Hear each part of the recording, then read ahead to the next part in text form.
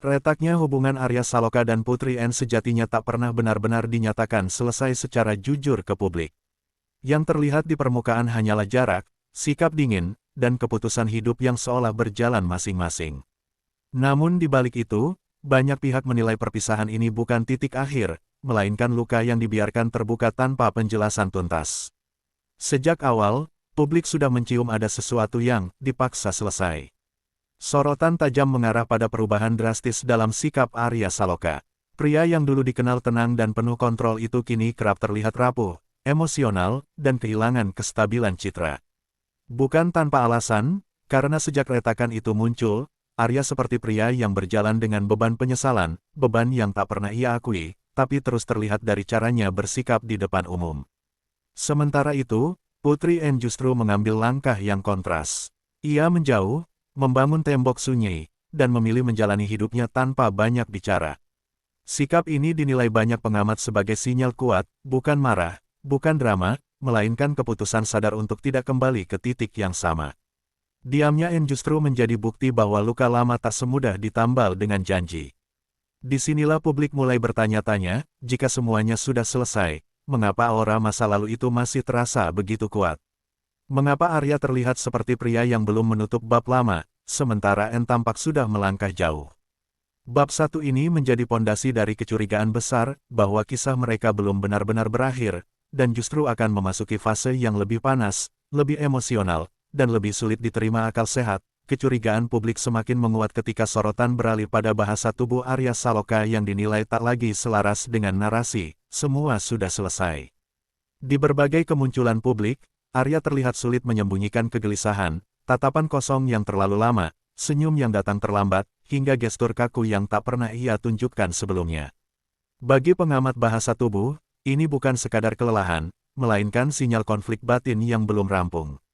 Setiap kali nama Putri N disinggung, perubahan ekspresi Arya disebut begitu kentara. Nada suara menurun, respon melambat, dan raut wajah yang seolah menahan sesuatu.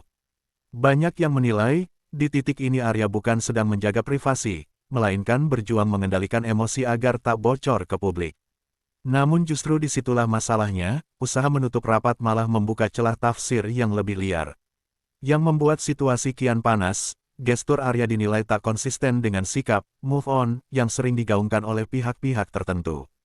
Tubuhnya berbicara lain, cara ia bereaksi, cara ia menghindari topik tertentu, hingga bahasa nonverbal yang dinilai terlalu personal untuk seorang pria yang katanya sudah selesai dengan masa lalu.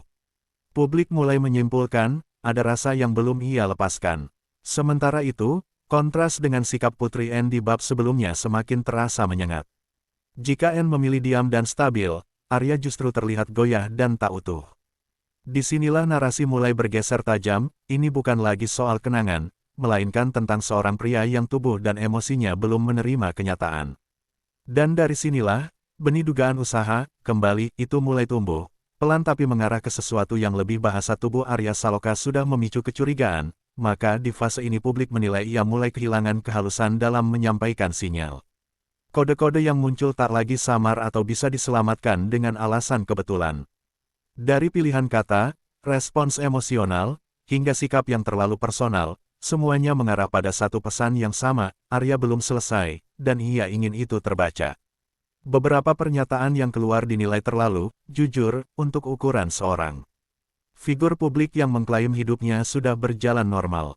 Nada penyesalan terselip jelas, disertai kalimat-kalimat yang dianggap sebagai pembenaran diri. Banyak yang menilai, ini bukan sekadar refleksi, melainkan usaha halus, namun gagal, untuk menarik empati, bukan hanya dari publik, tapi dari satu orang yang sangat spesifik. Yang membuat situasi semakin panas, kode tersebut muncul berulang dan konsisten. Bukan sekali, bukan dua kali. Pola ini membuat publik mulai yakin bahwa ini bukan reaksi spontan, melainkan luapan emosi yang tak lagi mampu disaring. Alih-alih terlihat dewasa, Arya justru dinilai seperti pria yang ingin didengar, ingin dipahami, dan diam-diam berharap masa lalu membuka kembali pintunya. Di sisi lain, Putri N tetap pada sikapnya, tak menanggapi, tak mengirim sinyal balik, dan tak menunjukkan ketertarikan untuk masuk ke permainan kode tersebut. Kontras ini justru memperjelas posisi Arya, seorang pria yang semakin terang-terangan mengungkapkan isi hatinya, sementara pihak yang dituju memilih tetap diam. Disinilah publik mulai menyadari, langkah selanjutnya kemungkinan tak lagi rasional, dan bisa mengarah pada usaha yang dinilai banyak orang sebagai di luar nalar.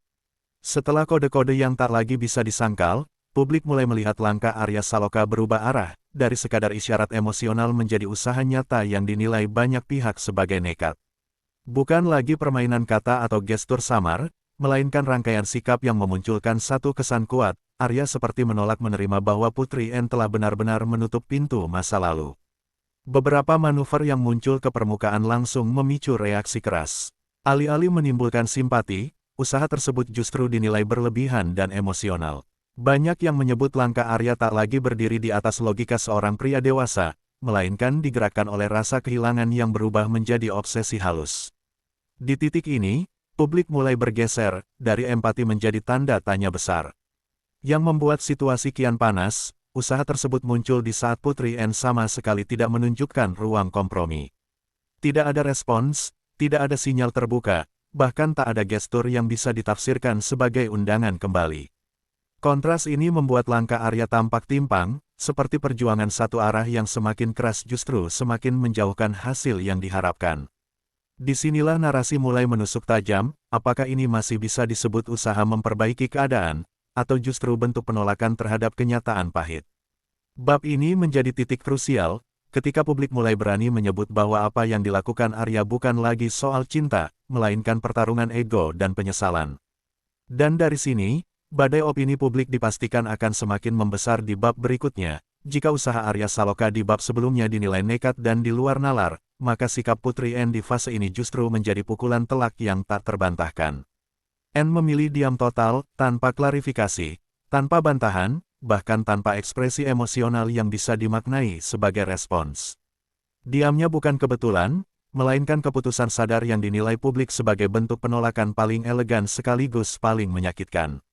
Banyak yang menilai, di saat Arya semakin terlihat berisik dengan emosinya sendiri, Putri N justru tampil tenang dan terkendali. Tak ada drama, tak ada sindiran, tak ada upaya membela diri. Sikap ini membuat usaha Arya tampak timpang, bahkan memalukan di mata sebagian publik. Karena dalam dunia relasi, diam seringkali berarti satu hal, tidak ada lagi ruang untuk kembali. Yang membuat situasi semakin panas, diamnya N justru memancing spekulasi lebih luas. Publik mulai membaca sikap tersebut sebagai tanda bahwa luka masa lalu terlalu dalam untuk dibuka kembali. Jika benar masih ada rasa, seharusnya ada reaksi sekecil apapun. Namun yang terjadi justru sebaliknya, keheningan yang konsisten, seolah menegaskan bahwa bab lama memang sengaja ditutup rapat. Di titik ini, narasi mulai berbalik arah. Usaha Arya yang awalnya dianggap romantis oleh sebagian orang, kini berubah menjadi sorotan tajam. Diam Putri N seakan menjadi cermin pahit, bahwa tidak semua penyesalan layak diberi kesempatan kedua. Dan dari sinilah, opini publik mulai terbelah keras antara yang masih membela perjuangan, dan yang mulai menyebutnya sebagai kegagalan membaca realita. Diamnya Putri N yang konsisten justru memicu ledakan opini publik. Di titik ini, narasi tak lagi dikuasai Arya Saloka atau N, melainkan netizen yang saling berseberangan. Satu kubu masih menyebut usaha Arya sebagai bentuk cinta yang belum padam, romantis, tulus, dan penuh penyesalan. Namun kubu lainnya mulai bersuara lebih lantang, menilai langkah tersebut sebagai drama yang dipaksakan dan tak peka terhadap sikap pihak yang jelas-jelas memilih menjauh. Kolom komentar dan ruang diskusi dipenuhi perdebatan panas. Nama Arya tak lagi hanya dikaitkan dengan rasa iba, tapi juga kritik tajam. Banyak yang menyebut, jika memang cinta itu dewasa, seharusnya tahu kapan harus berhenti. Disinilah simpati mulai terkikis, digantikan pertanyaan pedas, mengapa usaha terus dipertontonkan ketika respons yang diterima hanyalah keheningan. Yang memperkeruh suasana, sebagian publik menilai sikap Arya justru berpotensi mempermalukan dirinya sendiri. Alih-alih terlihat sebagai pria yang berjuang, ia mulai dipandang sebagai sosok yang belum bisa menerima kenyataan pahit. Narasi, perjuangan cinta, perlahan berubah menjadi krisis penerimaan, dan ini menjadi titik balik citra di mata banyak pengamat hiburan. Sementara itu, Putri N justru makin terlihat kuat dalam diamnya. Tanpa harus berbicara, posisinya seolah semakin jelas. Bab ini menandai momen penting, ketika publik mulai lebih banyak berpihak pada sikap tenang daripada luapan emosi. Dan dari sinilah, tekanan tak lagi datang dari luar, melainkan mulai mengarah ke lingkaran terdekat Arya sendiri, yang disebut-sebut mulai merasa situasi ini sudah melampaui batas kewajaran. Tekanan publik yang kian deras rupanya tak berhenti di ruang komentar. Di balik layar, bisik-bisik dari lingkar terdekat Arya Saloka mulai terdengar dan memperkeruh suasana. Sejumlah pihak yang disebut memahami kondisi emosional Arya menilai situasi ini sudah melampaui batas kewajaran. Bukan lagi soal cinta yang belum padam, melainkan soal kestabilan emosi yang mulai dipertanyakan. Isu yang beredar menyebutkan bahwa beberapa langkah Arya dianggap terlalu impulsif dan minim pertimbangan jangka panjang. Alih-alih menenangkan keadaan, manuver tersebut justru memperbesar sorotan negatif. Orang-orang terdekat disebut mulai khawatir, bukan pada respons Putri N, melainkan pada bagaimana Arya menghadapi penolakan yang kian nyata namun tak diucapkan. Yang membuat narasi semakin panas, bisik-bisik ini menggambarkan Arya sebagai pria yang terjebak dalam penyesalan berkepanjangan. Disebut-sebut ada dorongan kuat untuk memperbaiki citra masa lalu, bukan semata memperbaiki hubungan. Jika benar, maka usaha kembali itu bukan hanya tak rasional, tapi juga berisiko menjatuhkan harga diri sendiri di mata publik. Di titik ini, cerita semakin tajam dan tak nyaman.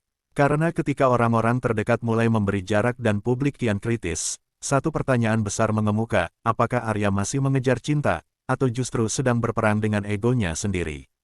Bab ini menjadi pengantar menuju penutup, di mana semua usaha, diam, dan penolakan akan diuji pada satu kesimpulan pahit. Di titik akhir ini, semua potongan cerita mulai membentuk satu gambaran utuh yang sulit dibantah. Usaha Arya Saloka untuk kembali ke Putri N bukan lagi sekadar kisah cinta yang tertunda, melainkan pertarungan batin yang kian terbuka ke publik. Ketika lingkar terdekat mulai khawatir dan publik semakin kritis, satu fakta pahit muncul, tidak semua yang ingin diperbaiki bisa dipaksa kembali seperti semula. Putri N, dengan sikap diamnya yang konsisten, seolah sudah memberi jawaban paling tegas tanpa harus berbicara. Tidak ada drama balasan, tidak ada ruang kompromi, tidak ada tanda pintu yang akan dibuka kembali. Diam itu kini terbaca jelas sebagai keputusan final, bukan emosi sesaat, melainkan pilihan hidup yang telah dipikirkan matang-matang. Sementara itu, Arya justru terlihat semakin sendirian dalam usahanya sendiri. Penyesalan yang terlambat, emosi yang tak tersalurkan, dan ego yang belum berdamai dengan kenyataan membuat langkah-langkahnya tampak makin berat. Publik pun sampai pada kesimpulan pahit, cinta yang dipertahankan sendirian, sekuat apapun, tetap tak akan pernah cukup. Bab penutup ini meninggalkan satu pertanyaan tajam yang menggantung, apakah Arya Saloka mampu berhenti mengejar masa lalu dan menyelamatkan harga dirinya sendiri, atau justru akan terus terjebak dalam usaha yang sejak awal sudah kehilangan arah. Satu hal yang kini jelas, kisah ini bukan lagi tentang kembali bersama, melainkan tentang menerima bahwa tidak semua kehilangan bisa ditebus dengan penyesalan.